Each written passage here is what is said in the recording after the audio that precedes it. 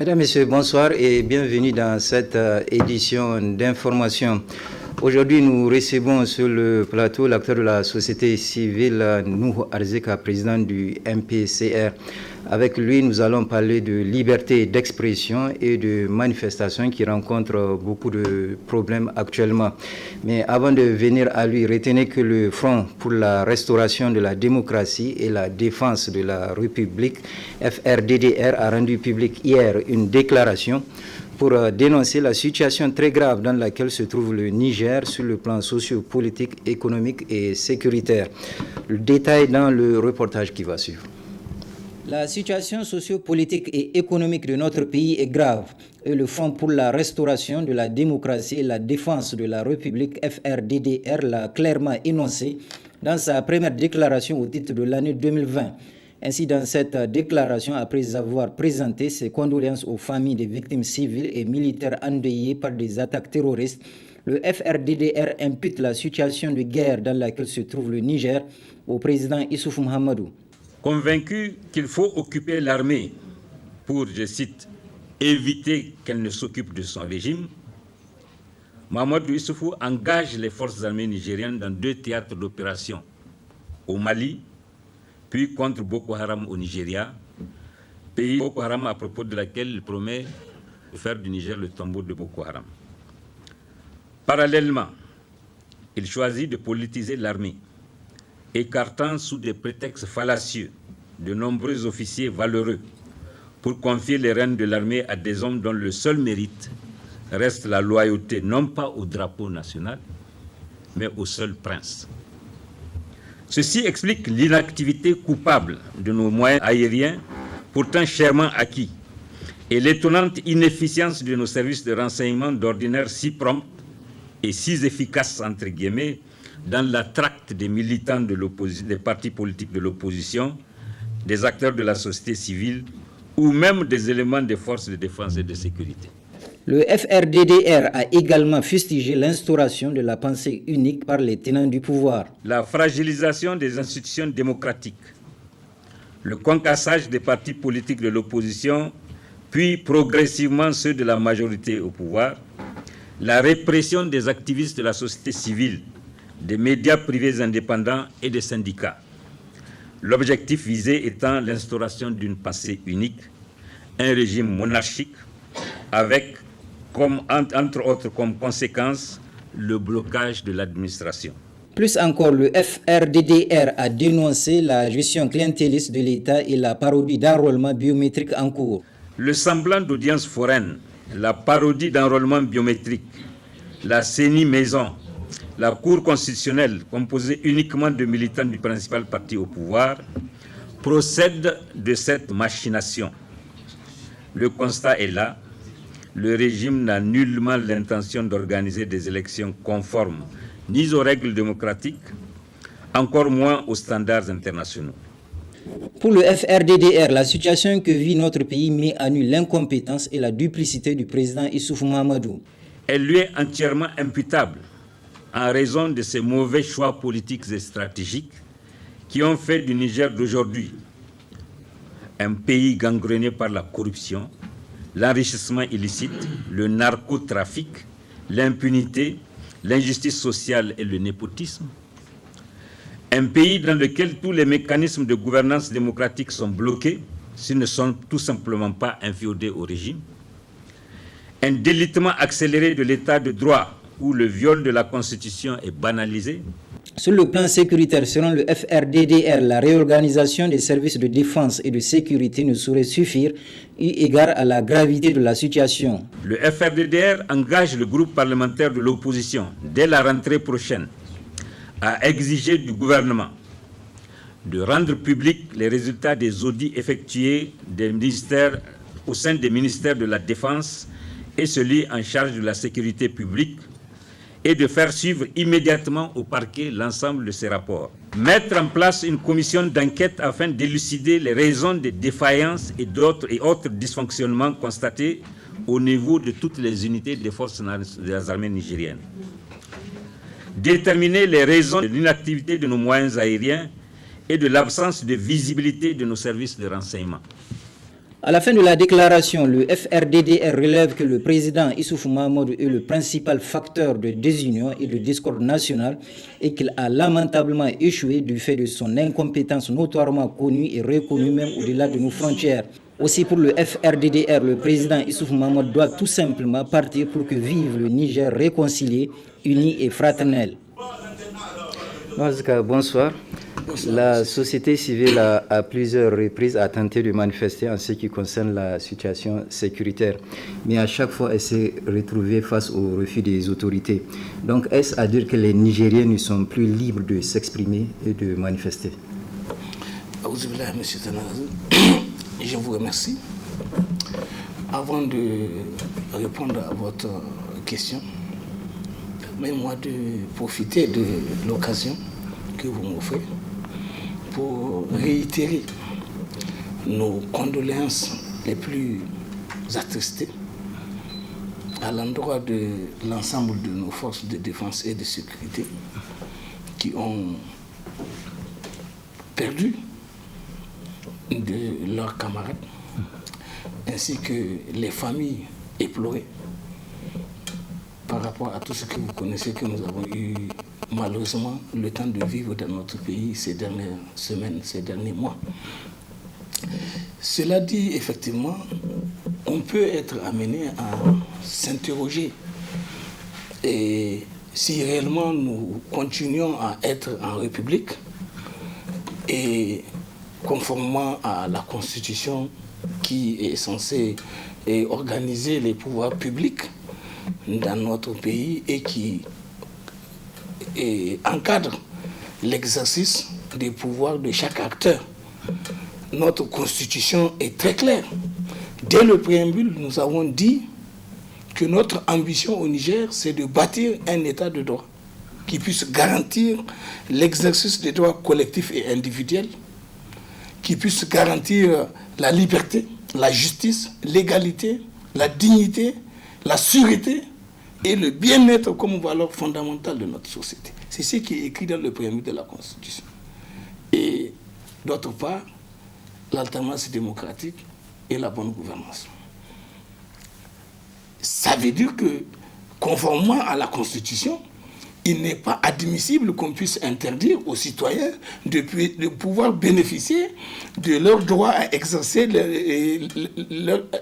à jouir de leur liberté de manifestation, qui est par exemple un exemple de droit collectif. Et en tant qu'individu, le droit à exprimer ses opinions, ses pensées, conformément à la Constitution qui garantit justement la liberté d'opinion, de pensée et d'expression par rapport à tout sujet, toute question et d'intérêt public, d'intérêt national. Mais il est dramatique de constater qu'aujourd'hui, on est progressivement en train de cheminer vers un État de non-droit, où justement le gouvernement en place choisisse de mettre totalement de côté les lois de la République et agir en fonction de ses desiderata. Et c'est de ça qu'il s'agit. Depuis d'ailleurs 2017, lorsque il a été pris à Niamey un arrêté fantoche et qui indique que à Niamey, il est interdit d'organiser, de faire des manifestations sur la voie publique les jours ouvrables et en soirée. Il n'y a rien qui le dit. Il n'y a rien qui puisse le dire. Et ça n'existe dans aucun pays du monde que cela soit possible. Et pourtant, ils ont pris cette mesure. Et sur la base de cet arrêté qui est illégal, et chaque fois il est arrivé, quand vous faites une déclaration de manifestation les jours ouvrables, alors, tout bonnement, le faisant fonction du maire de la ville, alors décide de dire, bon, en vertu de cet arrêté illégal, anticonstitutionnel, et il interdit la manifestation. Puis, les autres jours, et quand même c'est possible par rapport à ce qu'ils ont dit, par exemple le week-end, et on dit que c'est interdit de faire des manifestations en soirée. Ensuite, on dit qu'il y a un risque de trouble à l'ordre public et on n'arrive pas à vous expliquer ce que représente ce risque-là. Parce que la loi 2004 et 045 du 8 juin 2004 dit clairement en matière de liberté de manifestation, c'est elle qui encadre la liberté de manifestation. Cette loi d'ailleurs, elle est caduque en beaucoup de ses articles. Parce que l'article de la Constitution que nous avons dans notre pays dit, à son article 182, les lois et règlements de la République entrés en vigueur antérieurement à la présente Constitution, c'est-à-dire celle qui est en vigueur aujourd'hui, et restent applicables en ce qu'ils n'ont rien de contraire à la présente Constitution. Or, on voit par exemple dans la loi, là, on va trouver depuis les articles 10 et suivants qu'il y a des dispositions qui sont totalement contraires à la possibilité que les citoyens puissent jouir de leur liberté de manifestation, parce qu'on considère qu'un organisateur, des groupes de citoyens qui organisent une manifestation, quand vous faites une déclaration de manifestation, systématiquement on dit qu'en cas de trouble au niveau de la manifestation, s'il y a eu des dégradations des biens publics, systématiquement les organisateurs, avant même d'identifier ou de connaître comment on appelle ça, les auteurs du vandalisme en question, on considère que les organisateurs sont des complices. Ça, c'est totalement anticonstitutionnel et c'est illégal, c'est contraire au principe de la loi pénale. En matière de loi pénale, l'interprétation est stricte. Vous ne pouvez pas décider pour faire d'autrui de considérer que quelqu'un est responsable d'une situation vaguement comme ça là, et on prend les gens, on les fait subir des sanctions sur la base de ces genres de choses. Donc c'est pour vous dire qu'il y a péril à la demeure. Nous sommes dans une situation très grave qu'on n'a jamais vécue dans notre pays. Je vous rappelle que en 1990, nous avons en tant qu'étudiants à l'époque, sur la base de la constitution de la Deuxième République qui venait d'être adoptée seulement le 24 septembre 89 et promulguée le 4 octobre 89, nous avons dit, mais à partir du moment où désormais nous sommes en République et qu'il y a la liberté de manifestation, tout qui était garanti, il nous fallait donc exploiter l'opportunité que nous offre désormais la nouvelle Constitution. Et nous avons dit à l'époque que compte tenu du fait qu'on n'a aucun autre moyen de communiquer avec le public, parce qu'il n'y a pas de radio privée, il n'y a pas de télé privée, il n'y a pas de médias, il n'y a rien, il n'y a pas Internet, il n'y a pas tout ce qu'on a aujourd'hui. Et la seule chose qui nous restait, c'était de faire un meeting d'information et inviter tous les camarades à être à ce meeting à la place de la concertation. Et comme ça, on va faire l'information et puis les gens vont être informés à ce niveau. Et c'est ça que le régime de l'époque avait refusé. Et il avait décidé systématiquement qu'il ne fallait pas que les étudiants franchissent le pont. Et ils ont fait ce qu'ils ont fait, en obstruant donc la liberté de jouir de ce droit à manifester, qui était reconnu par cette constitution-là. Et c'est sur la base de ça qu'on a vu que nous étions donc dans une république entre parenthèses, que nous ne pouvons pas l'accepter. Ou alors on est dans un régime d'exception, ou on est en république. Mais il n'est pas admissible que ça soit. Et nous avons engagé le combat qu'il fallait. Tout le monde se rappelle de ce qui a été fait. On est allé jusqu'à, pratiquement, on peut même dire, déposer le régime, et parce qu'on est allé jusqu'à la conférence nationale, où on a fini par même suspendre cette constitution-là, et ensuite prendre des mesures que la conférence a pu prendre, et ça a permis donc de relancer le processus, et on est allé jusqu'à faire finalement la transition, et tout le reste. Maintenant, aujourd'hui, nous sommes dans la même situation de régime républicain. Il y a des garanties de liberté qui sont là, que la Constitution nous garantit, mais qu'aujourd'hui, on a affaire à un régime qui, bien qu'il dit que nous sommes minoritaires, malgré le fait qu'on soit minoritaire, il prend des mesures en sortant d'une armada folle pour être dans la position de vouloir interdire nos manifestations. Mais justement, à ce niveau, est-ce que ce n'est pas de la part des autorités la peur de voir les populations crier leur mécontentement relativement à l'installation des forces? Mais bien sûr, ce n'est que ça qu'on peut constater, monsieur Cissé. Parce que, voilà, tout le monde a entendu, le président de la République lui-même avait dit que bon, on ne représente pas grand-chose, c'est quelques personnes qui ont fait ça, et qu'ils disent que le rapport de force, c'est eux qui l'ont, c'est en leur faveur, c'est eux qui ont la légitimité, c'est eux qui ont la légalité, c'est eux qui ont été élus. Nous n'avons pas été élus, et donc par conséquent, on ne représente rien du tout. Mais si on ne représente rien du tout et qu'on n'a pas été élu, pourquoi les gens vont avoir peur de nous laisser exprimer librement nos opinions par rapport à ce que la loi nous garantit? Et on prend des mesures pour interdire la manifestation et de façon totalement illégale. Alors là, c'est totalement illégal. Et c'est en violation des dispositions de l'article aussi 15 de la Constitution qui dit nul n'est tenu d'exécuter un ordre de manifestement illégal. On donne des ordres de manifestement illégaux et les gens, malgré tout, voyez-vous, ils cèdent et ils vont les exécuter. Nous avons décidé, et quand nous avons constaté la situation, nous avons décidé de dire qu'en ce qui nous concerne, l'action précisément qu'on a voulu faire le vendredi 17, c'est une action dont le but est de soutenir, d'exprimer de vive voix notre soutien aux forces de défense et de sécurité. Donc, il ne sied pas que dans ces conditions-là, qu'on se retrouve en train de faire comment on appelle ça, des échauffourées avec la police, de faire la bagarre avec la police. On n'a pas à faire bagarre avec la police. Nous sommes des citoyens responsables. Et donc, le gouvernement qui a provoqué ça, lui, son objectif, c'était quoi? Comme vous savez, maintenant, ils ont mis des caméras dans la ville. Et à partir du bureau du ministre de l'Intérieur, on a la possibilité de regarder la caméra. Et ils ont un bureau spécial destiné à ça pour regarder un peu ce qui se passe dans la ville.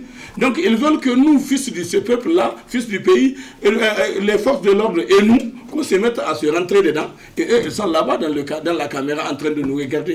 Nous avons dit non. Ça va être totalement irresponsable de notre part de céder à ça. Ils ont dit ce qu'ils ont dit. Ce qu'on va faire, c'est faire un constat d'ici. Un constat légal pour regarder, pour amener Lucie à constater que notre droit à manifester a été obstrué, que ce que nous avons voulu faire à l'endroit où nous avons indiqué, ils ont mis en place une armada qui ne permettait pas l'accès à l'endroit. Nous prenons acte et on documente ça avec l'espoir de pouvoir remettre tout ça entre les mains de la justice, en espérant que la justice va pouvoir dire le droit et constater que nous sommes on a affaire désormais à un gouvernement qui ne respecte pas les lois de la République, qui veut dicter juste par sa simple volonté. Là, ça veut dire qu'on chemine vers un régime d'exception, une dictature, et où dès lors qu'on ne travaille plus avec les lois de la République, ça devient une dictature. Et en ce moment-là, dans la même constitution, vous le savez, l'alinéa 6 comment on appelle ça, du préambule de la constitution, et a dit clairement que le peuple s'est aménagé des possibilités. Le peuple s'est réservé en réaffirmant son opposition absolue à tout régime qui soit fondé sur la dictature, sur l'arbitraire, l'injustice, la concussion, la corruption, l'impunité, le trafic d'influence, le culte de personnalité et que sais-je encore. Toutes ces choses-là sont aujourd'hui, pratiquement si vous regardez, un à un, tous ces points sont en train de se réunir au Niger et on peut valablement considérer que nous sommes en train de cheminer vers la possibilité légale de constater cet état de fait par rapport au régime que nous avons en place et à la manière dont il est en train de se comporter. Et ce faisant, les citoyens seront dans les conditions constitutionnelles et légales d'être fondés à s'opposer à ce régime de manière légale, parce que le régime se met en marche de la légalité. Il devient un régime illégal, un régime anticonstitutionnel, un régime qui ne respecte pas la Constitution et qui veut utiliser la force.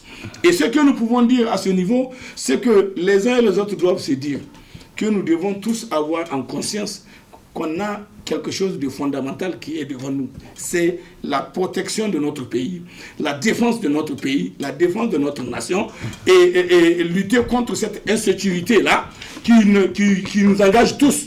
Parce que dans la Constitution, à son article 38, il a été dit clairement que la défense de la nation est un devoir pour tout citoyen. Et c'est en vertu de ça que nous nous sommes dit en tant que citoyens, nous ne pouvons pas regarder que la situation se dégrade de cette façon et que nous avons la possibilité de jouer un certain rôle, même si c'est pour faire des actes de réarmement moral en termes de soutien moral à apporter à nos forces de défense et de sécurité pour qu'elles soient dans la position de se rendre compte que nous sommes un peuple reconnaissant, une nation reconnaissante, soudée et prête à accompagner les forces sur le terrain et prête à les soutenir de façon à ce que chacun de nous soit dans la position d'avoir en conscience que si un militaire nigérien vient à mourir ou à être blessé sur un théâtre d'opération, il est mort au nom de tous. Et nous devons tous ensemble nous sentir concernés et témoigner de tout ce que cela représente en termes de gratitude et faire en sorte que nous puissions les rendre les honneurs qu'ils méritent. Et c'est ça que nous avons dit. Et c'est pour ça que dans notre volonté de manifester, c'était pour dire ça. Qu'ils sachent que nous sommes debout et on les soutient. Oui, nous savons qu'ils le savent désormais parce que l'intention vaut l'action. Voilà, mais maintenant, face à la prestance des autorités à interdire les manifestations de la société civile, n'est-il pas judicieux pour vous d'amener l'affaire devant un juge de référé? Non, ce n'est pas une affaire de juge de référé. La question dépasse le juge de référé. La question, je viens de vous dire, c'est un problème qui est très sérieux, qui dépasse une simple action.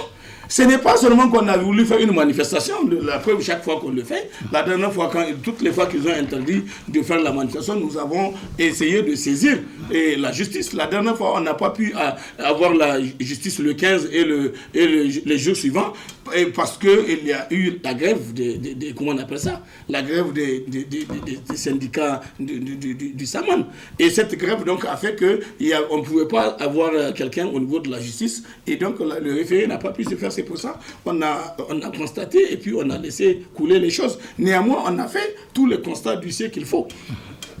Je vous ai dit avant-hier, nous avons aussi essayé de constater, nous avons exprimé notre volonté citoyenne d'organiser cet exercice citoyen d'accompagnement et de soutien à nos forces de défense et de sécurité. Et le gouvernement a instruit. C'est le gouvernement qui a instruit tous ces maires pantins là pour leur demander comment on appelle ça, d'interdire, de prendre des actes et d'interdire la manifestation au motif que il y a risque de trouble à l'ordre public. Et ils n'arrivent même pas à expliquer c'est quoi le trouble à l'ordre public. Donc ça montre que réellement ils ne savent même pas ce qu'ils font. Et si nous sommes dans un état de droit et qu'il y a véritablement la justice, notre affaire, une fois déférée devant la justice, ne peut que connaître une suite. Maintenant, le drame que nous vivons, vous savez qu'il y a des questions qui sont très fondamentales que nous avons évoquées et par rapport à ces manifestations que nous avons voulu organiser et que le gouvernement a obstrué. Le gouvernement est là en train de se cacher derrière le fait que lui, il a une position de pouvoir et qu'il peut donner des instructions et que les forces de l'ordre là ne peuvent pas ne pas exécuter ces instructions même si elles sont tordues, même si elles sont illégales et nonobstant les dispositions de l'article 15 de la Constitution. Et c'est sur la base de ça qu'aujourd'hui, le gouvernement là est en train de s'accouter. C'est pour ça qu'ils font sa démarche.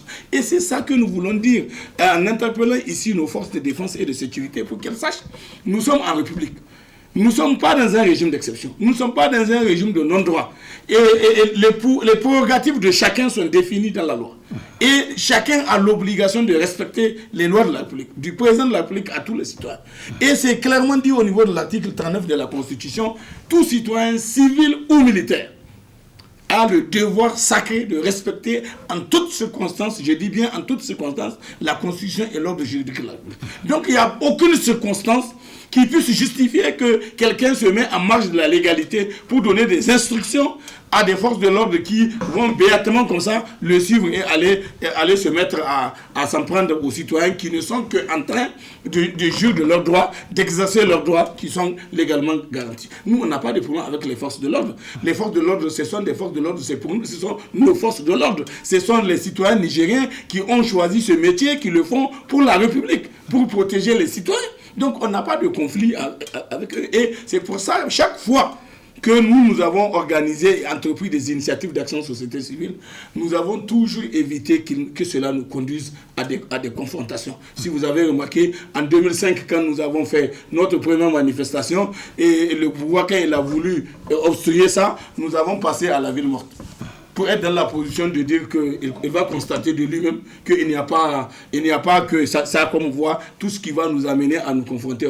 Après, on est passé à l'organisation des prières collectives pour inviter les uns et les autres à se retrouver dans les conditions de prière et puis implorer Dieu, parce que Dieu, c'est lui qui connaît le cœur de chacun. Dieu est plus fort que nous tous. Et donc, nous avons été aménagés. Cela n'est pas... Certains, d'ailleurs, nous ont mal jugé. Ils ont parlé de fatalisme. C'est comme si... Et comment on appelle ça? C'est comme si pour eux, c'est comme si on est en train de faire preuve de faiblesse. Ils savent que nous ne sommes pas faibles. Ça, c'est la grandeur. C'est le sens élevé de l'intérêt public qui nous amène à développer cette attitude-là. Parce que pour nous, les biens publics sont sacrés et inviolables. Donc, nous ne pouvons pas cautionner qu'il y ait du vandalisme à l'endroit des biens publics. Nous ne pouvons pas accepter que les gens se mettent à poser des actes de violence vis-à-vis des biens privés. Ça, nous ne pouvons pas en tant qu'acteurs de la société. Selon nous, l'idée que nous faisons de l'action société civile que nous portons, cela ne peut pas arriver, ne doit pas arriver. Et si ça arrive, ça veut dire que ceux qui le font, ce n'est pas dans notre ligne, c'est dans une autre ligne qui n'a rien à voir avec nous. Maintenant, quand vous dites que faire, nous estimons que le pouvoir ne peut pas, plus longtemps, décider de considérer qu'il va toujours être là en situation d'abuser de sa position pour instruire des forces de l'ordre qui sont désormais qui ont une capacité de juger. Et qui sont, à un moment donné, ils seront capables de comprendre que ces instructions-là, elles ne sont pas opérantes, on ne doit pas les exécuter, parce que ceux qui les donnent sont des gens qui sont en train d'abuser et qui sont en train de tricher. Vous avez bien vu aujourd'hui, tout ce de quoi on se plaint. Mais tous ces acteurs-là, regardez avant-hier, pendant que nous étions en train de faire le deuil national, un deuil, c'est le gouvernement même après insistance. On a fait beaucoup de pression pour qu'il finalement il accepte de se réunir pour décider qu'il faut décréter le deuil. Même pour ça, il fallait un gouvernement comme ça. Pendant qu'on fait le deuil, un ministre de l'Intérieur va aller continuer à faire des réunions politiques. Pendant le deuil, il fait des réunions avec les soi-disant, je crois, c'est des partis non affiliés, autres, dans une perspective de questions électorales. Ça veut dire que le niveau de l'affliction qui est censé gagner chacun de nous, en particulier eux qui sont des responsables, ça, en fait, ce n'est que pour se donner bonne conscience qu'ils ont décrété le deuil, mais en réalité, ce n'est pas pour le respecter. Ils n'ont pas respecté le deuil, et vous avez bien vu qu'ils ne l'ont pas respecté. Donc, il ne suffit pas seulement de mettre le drapeau en berne. Ça, c'est facile. Mais si vous devez continuer à faire des activités privées, politiciennes, ça veut dire qu'en réalité, c'est juste pour tromper les gens. Et un gouvernement comme ça, qui fonctionne de cette nature-là, comment est-ce que des gens vont accepter de continuer à obéir à un gouvernement de cette nature? Moi, je trouve que c'est très grave. Quand des gens se comportent de la sorte, ça veut dire qu'ils sont en marge de la légalité. C'est une question de responsabilité. Nous devons être capables d'être lucides pour regarder par rapport à ce que nous disons et par rapport à ce que nous faisons, que nous soyons dans la position toujours de nous coller à la légalité, de respecter la Constitution. C'est ça le contrat qui est entre nous. S'il n'y a pas ce contrat, si les gens ne peuvent pas respecter ce contrat, monsieur Cissé, alors que voulez-vous que ça soit, qu'il se fasse? En vertu de quoi? En vertu de quoi aujourd'hui nous devons être là en train de regarder des individus qui sont d'ailleurs en train de devenir tout ce qu'on a dit. Vous avez vu même dans la gestion de la sécurité, un rapport d'inspection et provisoire a été publié dans la presse où on parle de près de 1700 milliards. Près de 1700 milliards. Pratiquement sont aujourd'hui plus ou moins peu expliqués par rapport à ce qui se passe. Ça veut dire qu'il y a eu beaucoup de maja dedans et il faut clarifier ça. Des gens et de l'argent qu'on déploie, le président a dit ils ont mis 19% du budget national pour pouvoir acheter des matériels pour soutenir l'armée. Et ces matériels-là, aujourd'hui, on les achète, ils sont incapables d'être opérationnels. Les avions qu'on a, ils sont coulés au sol. Et renseignement pris, on se rend compte que les gens se sont mis à faire des affaires, à faire des surfacturations, des trucs inadmissibles. Mais ces genres de personnes, c'est des criminels.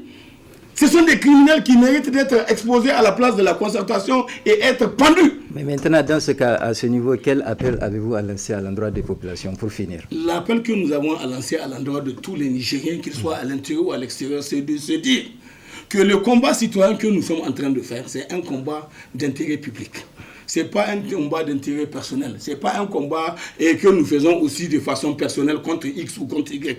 Nous avons un pays à protéger, un pays à défendre, un pays à soutenir qui est aujourd'hui menacé par des groupes de terroristes impénitents dont on voit bien le niveau de complicité est monstrueux et avec tout ce qui est en train d'être enregistré de se faire.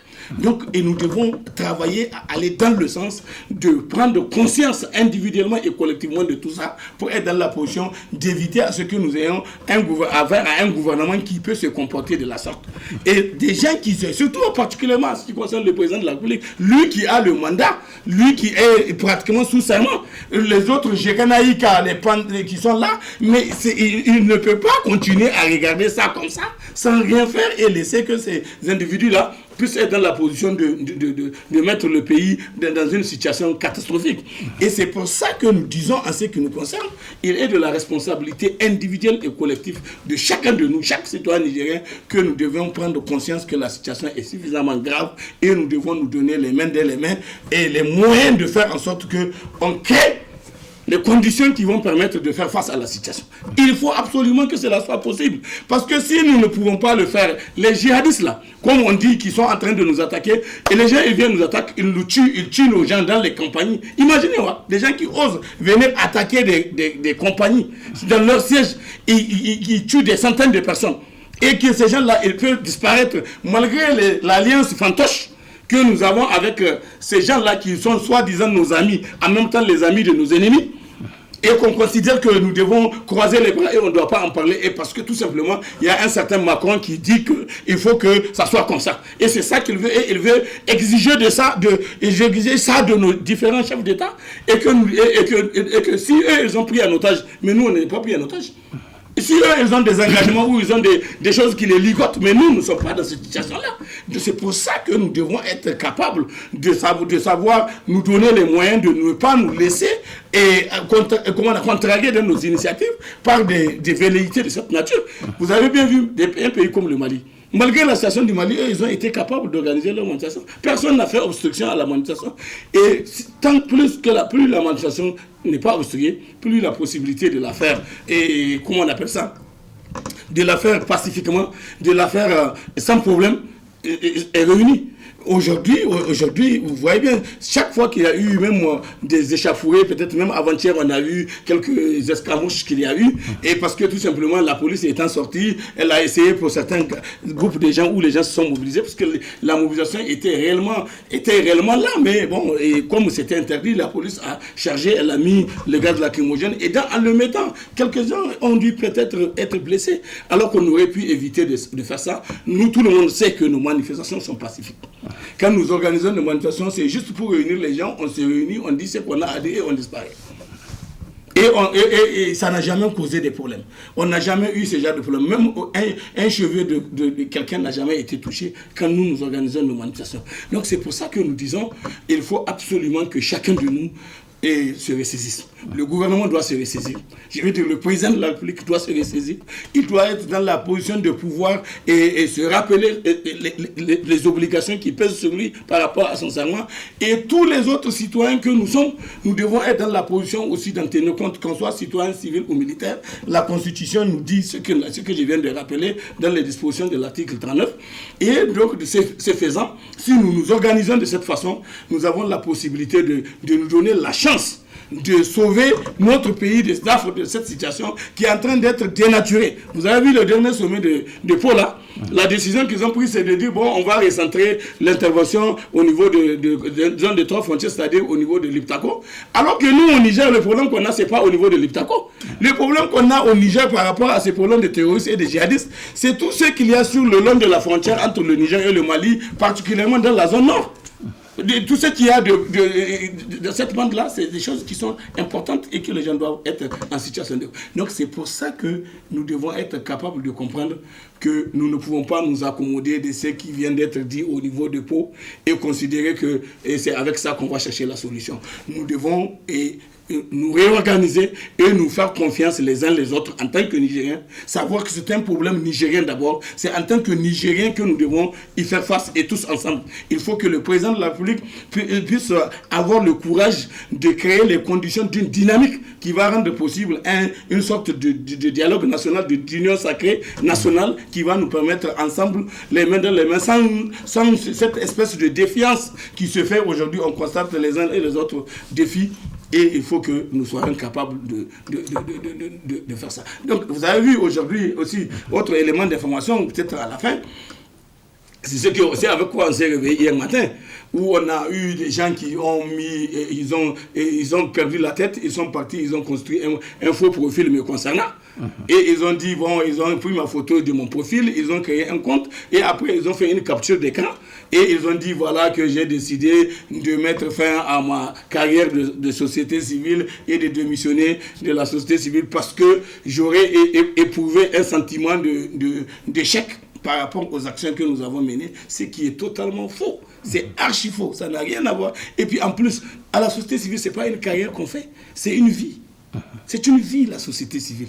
C'est des convictions, c'est des croyances et c'est des actions que nous menons de façon naturelle parce que nous avons compris nos droits et nos devoirs et en tant que citoyens, nous essayons de l'exercer avec les autres ou à titre collectif dans les cadres avec d'autres ou à titre individuel. Je viens de vous rappeler que l'état de droit que nous voulons bâtir au Niger, c'est un état de droit qui doit garantir l'exercice des droits collectifs et individuels. Dans le cadre de l'exercice de mes droits individuels, de l'expression de liberté d'opinion, de pensée et d'expression, mais j'ai la liberté de dire ce que je pense chaque fois. Et quelqu'un qui vient vous dire que moi j'ai décidé de mettre fin à ça, ça veut dire que j'ai perdu ma liberté.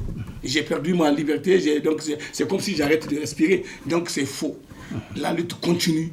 Mobilisons-nous tous ensemble. La lutte continue et elle doit continuer et dans la sérénité et dans l'intérêt de notre peuple. Merci d'avoir répondu à nos questions. La suite de ce journal, les ressortissants de la région de Tillabéri à Niamey avaient prévu de faire une déclaration à la MJC Djado Sékou relativement à la situation sécuritaire. Malheureusement, cette déclaration a été empêchée par les autorités. Hamza Sakou et Halidou Brema pour le compte-rendu. Il s'agit pour les ressortissants de la région de Tillabéri, vivant à Niamey à travers cette présente mobilisation, d'apporter leur soutien aux forces de défense et de sécurité, ainsi qu'à la population de la région, meurtrie par des multiples attaques des terroristes. Grande fut leur surprise de se voir interdire l'accès à la MJC Djado Sékou, où devrait se tenir la déclaration. Notre présence ce matin, il faut dire que c'est un comité créé au nom de la région de Tillabéri. Toute la région de Tillabéri. Il n'y a pas un département à part, il n'y a pas une commune à part, c'est l'ensemble de la région de Tillabéri. Et l'objet, c'est par rapport à l'insécurité que tout le monde connaît. Nous avons décidé d'animer ce matin une assemblée générale d'information pour un éveil de conscience de l'ensemble des fils et des filles de la région de Tillabéri au regard de la situation que tout le monde connaît. Très malheureusement, nous sommes venus ce matin.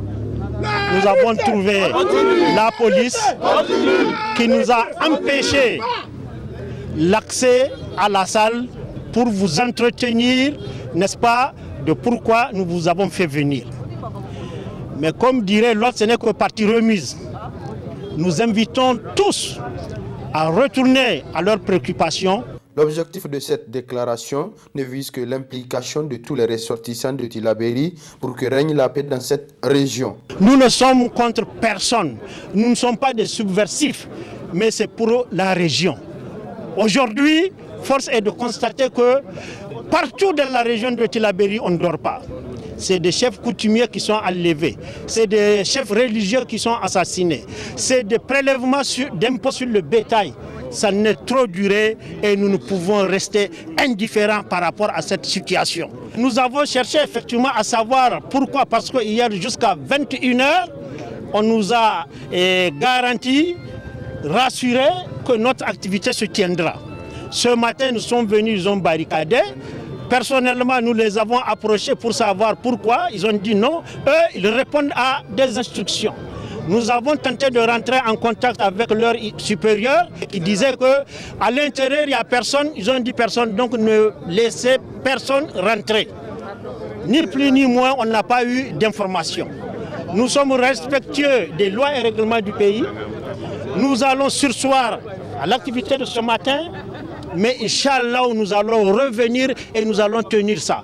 Parce que nous n'avons aucune mauvaise intention, c'est pour la sécurité de notre région. Voilà l'objet. Ce comité lance un appel à tous les ressortissants de Tillabéri de répondre à des éventuelles déclarations. À Tawa s'est déroulée le 18 janvier 2020 une conférence débat sous l'égide de l'Association des blogueurs pour une citoyenneté active. Cette activité vise la sensibilisation des jeunes sur comment mobiliser la jeunesse relativement aux valeurs démocratiques. Adam Soumana pour le compte-rendu. Permettre à la jeunesse nigérienne de recevoir d'importantes informations via les réseaux sociaux afin de contribuer efficacement au développement de la nation. Tel est entre autres objectifs que s'est assigné l'Association des blogueurs pour une citoyenneté active, ABCA. Ainsi, par cette deuxième e-campagne dans la capitale de l'ADER, l'ABCA et son partenaire, le Fonds canadien d'initiative locale, entendent accompagner ce vecteur de changement que constituent les jeunes dans le renforcement du processus démocratique. Notre but est de recueillir leurs différentes propositions, leurs avis, leurs points de vue, dans la perspective de la construction d'un monde plus juste, plus équitable, un monde où il fera bon vivre. Nous souhaitons aussi aborder avec cette jeunesse la question concernant les activités dont elle pense être meilleures et profitables pour elle. Car selon Kofi Annan, ancien secrétaire général de l'Organisation des Nations Unies, les jeunes devraient être à la pointe du changement global et de l'innovation. Habilités, ils peuvent être des acteurs clés pour le développement de la paix. Si toutefois ils sont laissés sur les marges de la société, chacun d'entre nous sera appauvri. Faisons en sorte que tous les jeunes aient toutes les chances de participer pleinement à la vie de leur société. Les institutions civiles et politiques doivent s'adapter, s'ouvrir davantage aux jeunes en créant des espaces nouveaux dans lesquels la jeunesse sera en mesure de faire entendre sa voix. Il n'est pas seulement question de leur donner les moyens qui leur reviennent de plein droit. Une nation qui n'a pas confiance en sa jeunesse est une nation qui n'a pas confiance en son avenir. Ce cadre d'échange a vu la participation d'éminents panélistes qui ont entretenu l'assistance sur la contribution des jeunes pour la démocratie ainsi que sur la thématique objet de cette rencontre. Il y a lieu donc de garder à l'esprit la mobilisation des jeunes autour des valeurs démocratiques est plus que nécessaire pour un développement socio-politique et même économique efficace et durable. Les pays, comme on l'a vu, ils sont au centre de tout dans nos pays, donc ils occupent plus de la moitié en termes démographiques. Cette mobilisation doit passer par leur forte implication dans les instances décisionnelles publiques et au sein des formations politiques, mais aussi par une prise en compte de leurs préoccupations et propositions d'activité. Les marginalisés constituent une réelle menace pour la démocratie, car une véritable démocratie requiert une véritable participation des jeunes. Une jeunesse citoyenne étant l'avenir d'un pays pour une stabilité institutionnelle forte. Il faudrait d'abord faire un bilan du processus démocratique africain avant d'aborder la nécessité d'une implication de la jeunesse dans le processus démocratique africain. Donc le bilan. Quel est le bilan aujourd'hui, 30 ans après l'instauration de la démocratie? Peut-on parler d'une véritable démocratie en Afrique? Non. Pour ma part, la démocratie a échoué. Moi, je pense que la priorité d'abord, le rôle, c'est un changement de comportement. La jeunesse doit changer son comportement. Surtout la jeunesse d'aujourd'hui. Les jeunes de l'ADER n'ont pas manqué à cette occasion de manifester tout leur intérêt pour la démocratie ainsi que le rôle qui doit être le leur dans le processus démocratique pour un Niger émergent. Cette e-campagne prouve à suffisance le rôle combien important que joue l'association des blogueurs pour une citoyenneté active en vue d'amener les jeunes Nigériens à prendre conscience de l'importance de leur place dans la bonne marche du pays. Rendons-nous maintenant dans le canton de Djoundjou, dans la région de Dosso, une commune réputée pour sa production de canne à sucre. Une production qui génère beaucoup de ressources. De leur côté, les autorités locales plaident pour l'implantation d'une usine de transformation de la canne à sucre. Le reportage avec nos confrères de Bonferré. Le département de Djoundjou ne dispose ni d'uranium, ni de l'or, encore moins de pétrole. Cependant, Djoundjou est riche en ce qu'on pourrait appeler l'or blanc, autrement dit la canne à sucre. Chaque année, le département en produit des milliers de tonnes. Tout ce que vous voyez là, ils n'ont pas encore amené le tiers de ce qu'on peut amener dans le marché concernant la canne à sucre. Les habitants de Djoundjou, Karakara, Zabori, donc si nous parlons donc comme sur le département, produisent énormément de la canne à sucre qui dépasse la consommation de la population. Aujourd'hui, comme cela dit, vous allez trouver plus de 20 camions. Plus de 20 camions qui vont quitter le marché en direction des autres marchés du pays et même en direction des autres marchés qui sont à l'extérieur, c'est-à-dire dans les pays voisins. La production est importante, mais elle bute sur d'innombrables difficultés, toutes choses qui l'empêchent d'être un véritable vecteur de développement. Si on prend la canne à sucre, qui est le produit phare de la zone, ces dernières années, plus de 1200 hectares sont mis en valeur. Notre production est de plus de 35 tonnes à l'hectare.